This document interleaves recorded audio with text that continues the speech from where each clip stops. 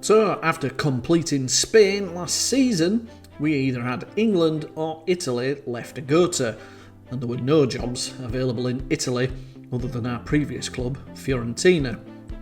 But an opportunity did arise in England, where I thought we might have a chance of winning the FA Cup. So I've joined Man United. I thought it was too good an opportunity to turn down. There wasn't really anything in Italy that was cropping up, which was disappointing because that's kind of where I wanted to go. But I couldn't really find a club that was available that I thought could challenge for the Serie A.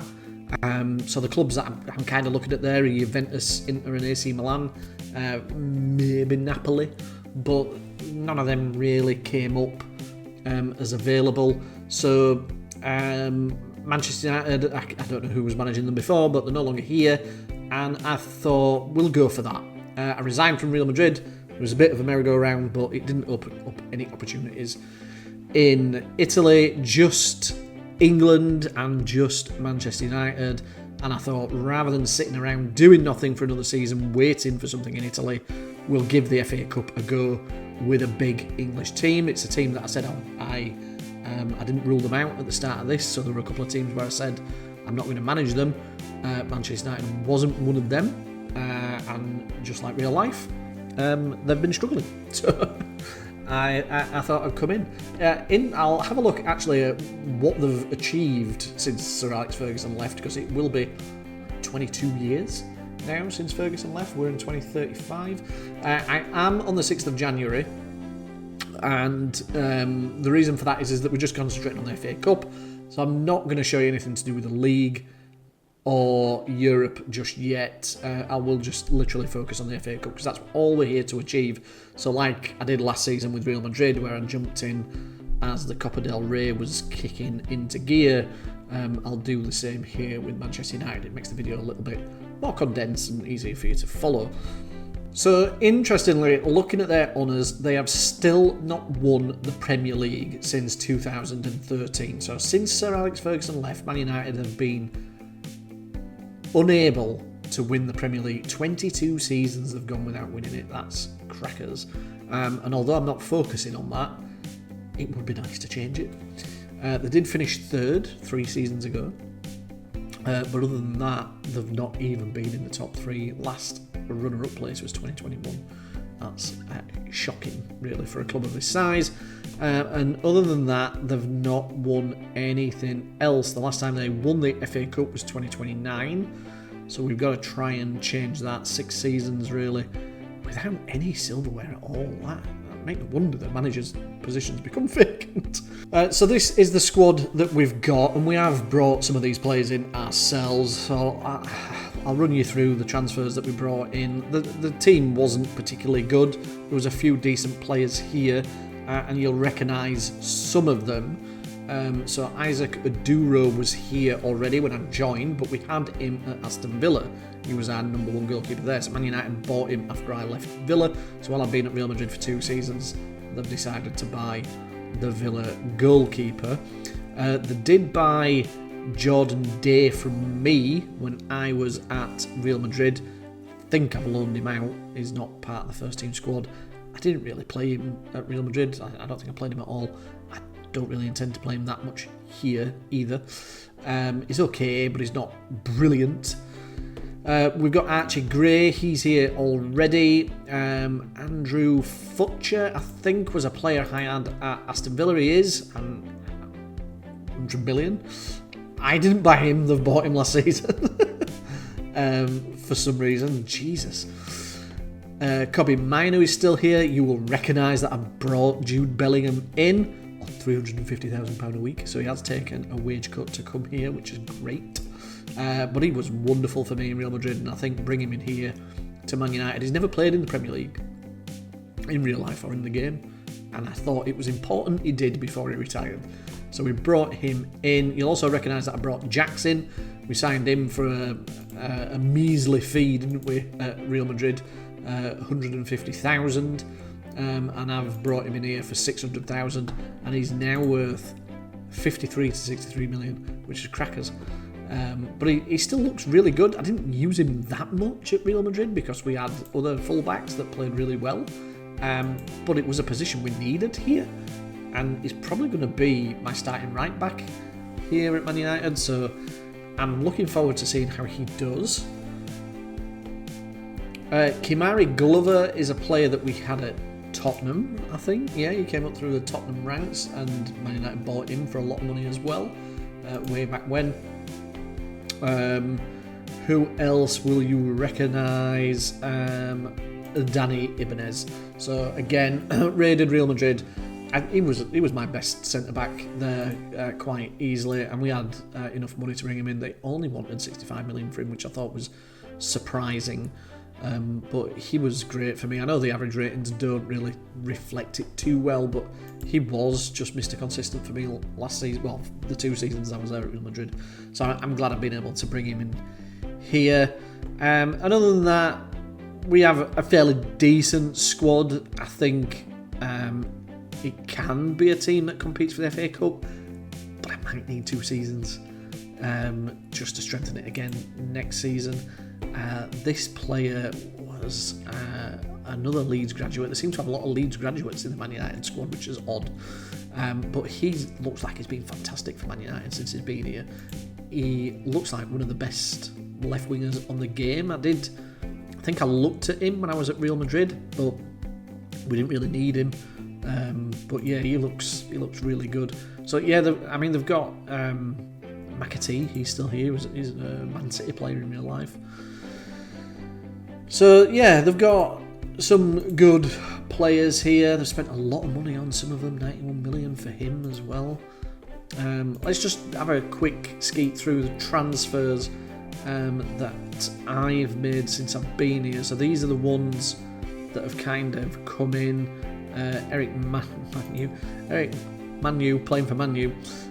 He looked really good, so I thought I'd bring him in. His stats pretty impressive. From Napoli for 46 million. 6 million for this player. He looked like he'll be a good squad player, young player that can develop, a bit of a wonder kid there that can come on here. Jackson Ibanez, you know about. Itzik Daniel was a lot of money. He's Israeli, again a right back, which is a position we're fully strengthened in now with him and Jax. Ronaldo Chang was 47 million. Again, right footed there, can play that inverted wing position that we like on that right hand side. And then this player came in on a free. I don't think I signed him. I think that must have been pre-agreed. I definitely didn't sign him, but he's come while I've been here. And then we've just let quite a few players go out the door that we didn't really need. None of them were particularly good. So we've just let all these go to try and generate some funding. So yeah, I'm comfortable with the squad. I think it's good, and I think it's got the potential to compete. As you can see, we're first in the Premier League by 7 points. We've only lost 1 game, so we're doing well this season so far.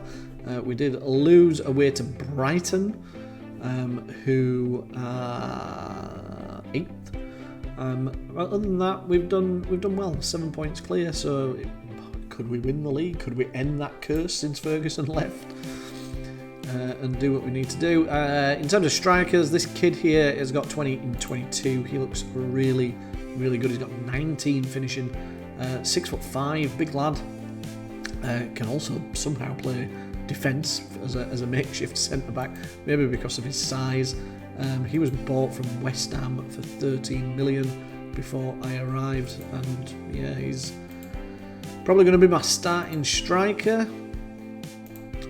He's got 3 in 1. He looks really good as well. So yeah, the team's doing well. I'm content is probably the right word to use. Be interesting to see how the FA Cup gets on. I think if we get an away tie against somebody decent, we'll probably struggle, but we've got 2 seasons to try and do this. So this is season 12. So we've got season 12, 13, 14, 15. We've got 4 seasons left. So we've potentially got 2 seasons here at Man United and then 2 seasons in Italy to try and finish this Glory Hunter Challenge. Let's see how we get on with Man United in the FA Cup. First up in the third round was Plymouth Argyle, which is kind of ironic given Wayne Rooney's managing them in real life, a Man United legend. However, they were just not at the races. We were too good for them, and we finished the game 9-0. And then we were drawn away to Chelsea in the fourth round, which I thought we might struggle against given how good a team they are. However, they couldn't put the ball in the back of the net, and I hitting the bar after 15 minutes. And then on the 30-minute mark, it appeared that we'd given a penalty away, although I'm not quite sure what for. Thompson and Ibanez were surrounding Adai, and he claimed for a penalty. The referee checked with VAR, and they confirmed it was. And my former player, who I had at Real Madrid, stepped up, only for Aduro to save it. And with just 15 minutes left on the clock, the score was still 0-0, but somehow Reinaldo Chang found some space in the box and gave us the lead. And on the 83rd minute, a well-worked free kick found Lucas Smith in the box, and he headed home to make it 2. Chelsea were appealing for offside, but the referee gave us the goal. There was time for the Blues to get a consolation, and it was Arda Güler that got them back into the game. However, it was in stoppage time, and there wasn't enough time left for them to get an equaliser.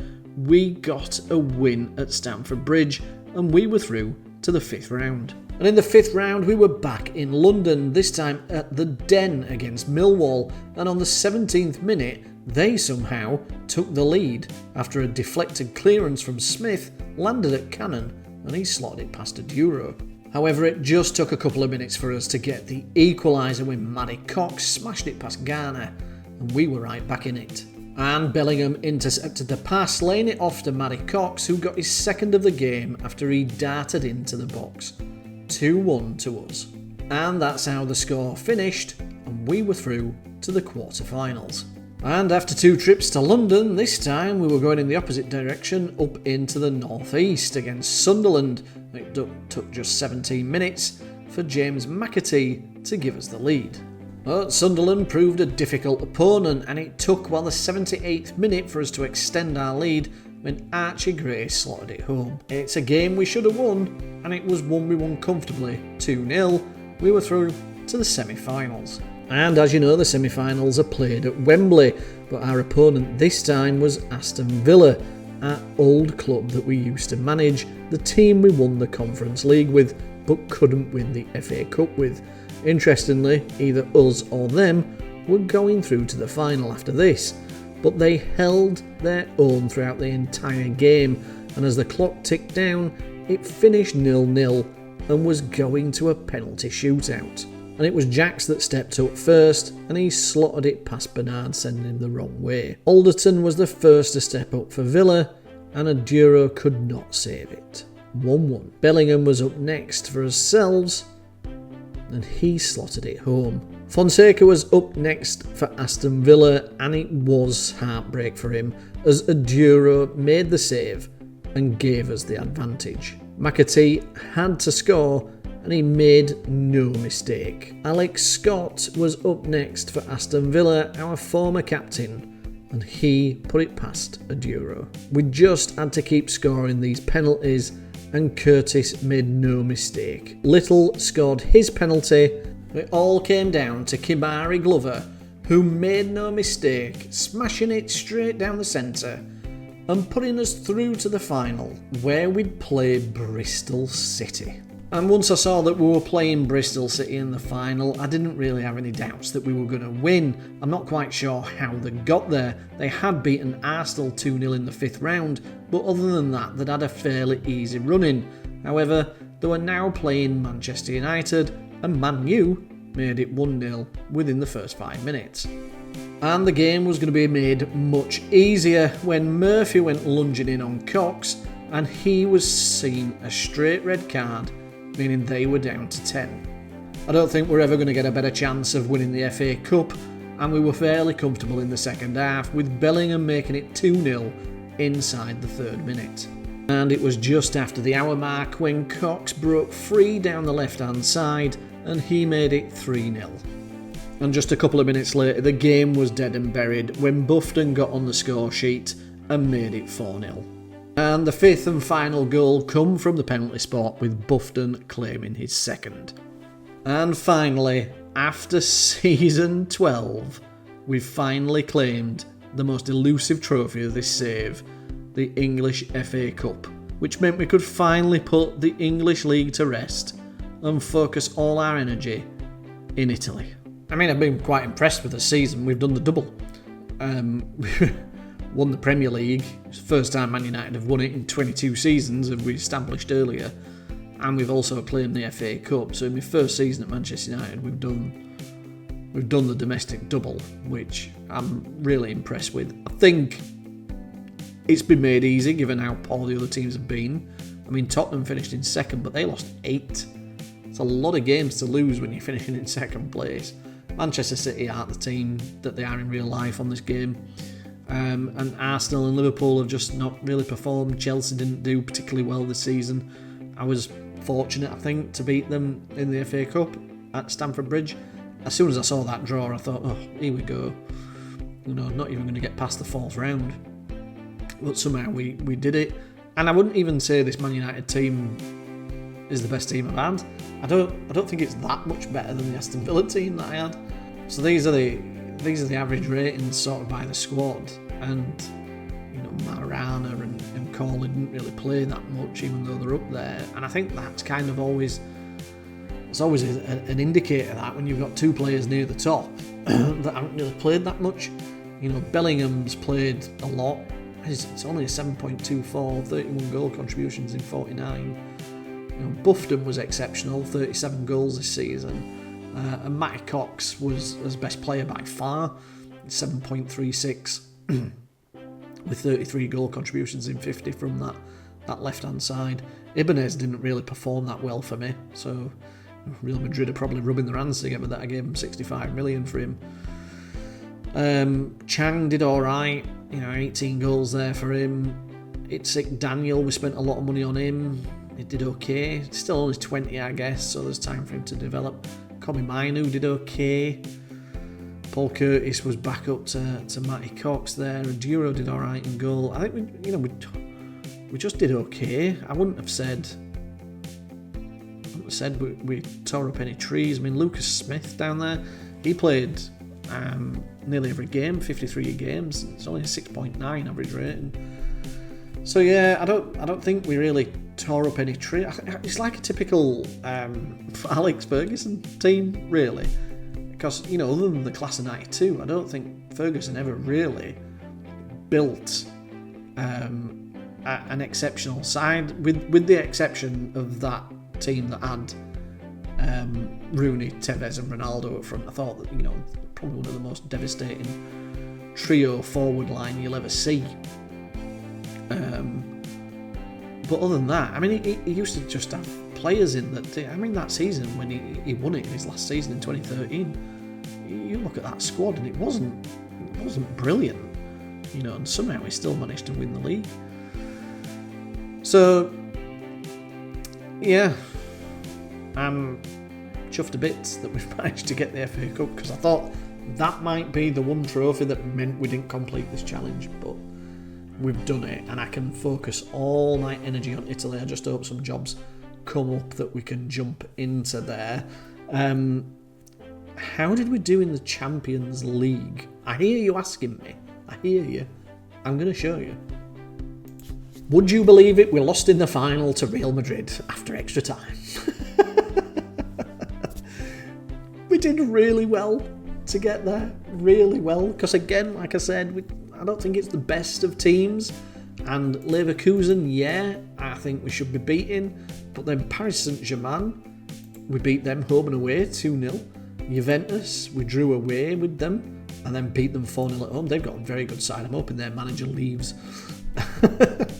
And then we played Real Madrid in the final, and an own goal took us to extra time. So Buffon gave us the lead. An own goal took us to extra time, and then Niels, whatever you want to call him, got the winner in the 113th minute. But yeah, they playing with Hendrick and Legrand up front. So it's interesting that kid's not there, is he? The illustrator, you know, the guy that I spent 180 million on him and then loaned him out. I'm interested to see where he is. Shall we have a look? He's still there.